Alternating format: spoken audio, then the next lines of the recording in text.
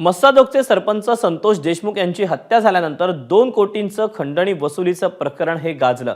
या प्रकरणी मंत्री धनंजय मुंडेंचे निकटवर्तीय वाल्मिक कराड सध्या 14 जानेवारीपर्यंत पोलीस कोठडीत आहेत। त्यामुळे कोठडीत असलेल्या कराडच्या मोठ्या आकाला वाचवण्यासाठी छोट्या आकाचा एन्काउंटर होऊ शकतो असा खळबळजनक दावा काँग्रेसचे नेते विजय वडेट्टीवारांनी केला।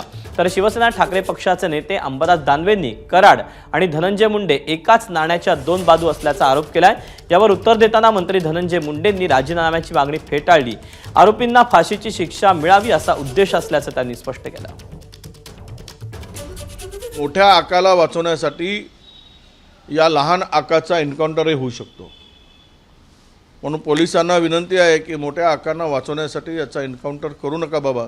त्या मोठ्या आकापर्यंत जाण्यासाठी जर याचा वापर आहे तर तो पुरावा नष्ट होण्याची शक्यता सुद्धा मला काल एका जवळच्या एका उच्चपदस्थ अधिकाऱ्यांनी दिली। मागच्या 5 वर्षातलं 10 वर्षातलं बीडमधील वाल्मिक कराड आणि धनंजय मुंडे एकाच नाण्याच्या 2 बाजू आहे आणि वाल्मिक कराडांचा आदेश म्हणजे धनंजय मुंडेंचा आदेश अशा पद्धतीनं बीड जिल्ह्यामध्ये एक जनरली समज आहे, नव्हे तसंच होत आलेलं आहे आत्तापर्यंत, नव्हे त्यांच्या खात्यामध्ये सुद्धा असं होत आलेलं आहे आत्तापर्यंत। मी राजीनामा द्यावा तर का द्यावा याचं काहीतरी कारण लागेल।